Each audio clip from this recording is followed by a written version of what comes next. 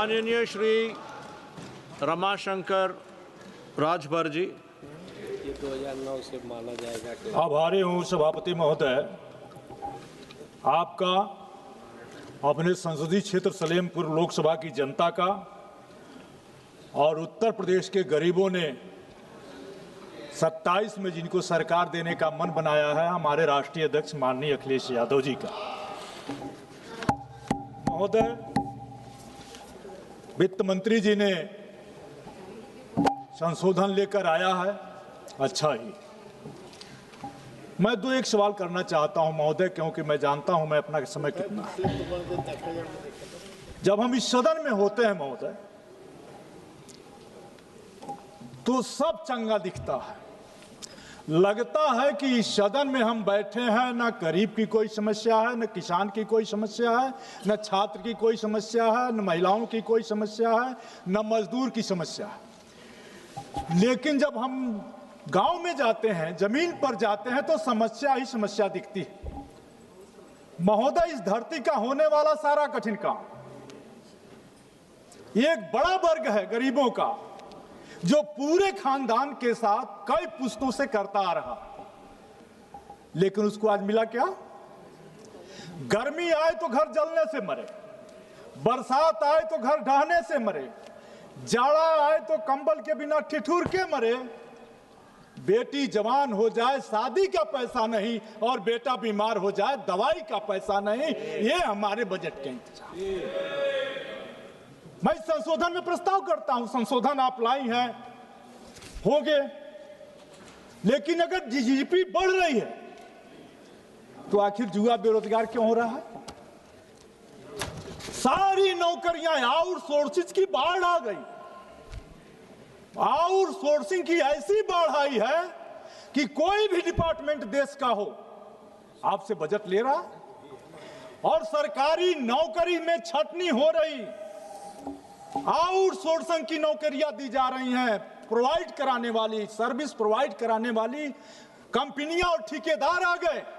वो एससी का आरक्षण, एसटी का आरक्षण, ओबीसी का आरक्षण, ईडब्ल्यू का आरक्षण लूट रहे हैं, लेकिन कोई पूछने वाला नहीं है।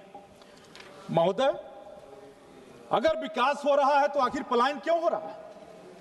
चाहे वो बिहार हो, हमारा पूर्वांचल हो, सलेमपुर हो, बलिया हो, देवरिया हो, कुशीनगर हो, गोरखपुर हो, आजमगढ़ हो, बलिया हो, झारखंड हो, आखिर पलायन क्यों हो रहा है? ये सवाल है। युवाओं में बेरोजगारी दर कई आकलनों में 15% से अधिक बताई गई। लाखों सरकारी पद खाली हैं, नहीं भरे जा रहे हैं। सरकार करे, कोई कैलेंडर बनाए कि अब तक एससी का आरक्षण कोटा क्यों नहीं पूरा हुआ, अब तक एसटी, ओबीसी, ईडब्ल्यू का आरक्षण क्यों नहीं पूरा हुआ, तब बजट दे। महोदय, मैं कहना चाहता हूं कि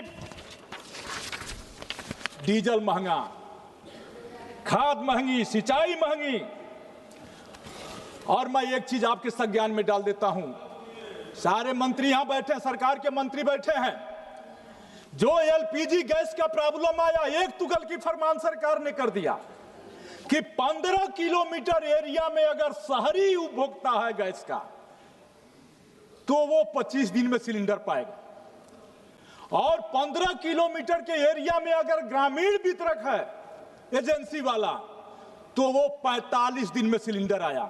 क्या आपने पहले दिन से और 25 दिन शहरी उपभोक्ता को सिलेंडर दे दिए थे क्या? उसका तो आज खत्म हो गया, अब तो पाएगा 25 दिन बाद। यह भेद क्यों? मारा मारी गांव में हो रही है, एजेंसी में और उपभोक्ता में। कह दिया आपने, पॉलिसी बना दिया, तो गल के फरमान पे कर दिया गया कि अब हम ऑनलाइन ही बुकिंग करेंगे। तो बुकिंग तो मोबाइल के तमाम ऐप हैं, किसी भी ऐप से बुकिंग हो जाएगी, लेकिन आप कह रहे हैं कि नहीं, वो टीपी जो रजिस्टर्ड मोबाइल नंबर है उसी से आएगी। गांव में कहां है?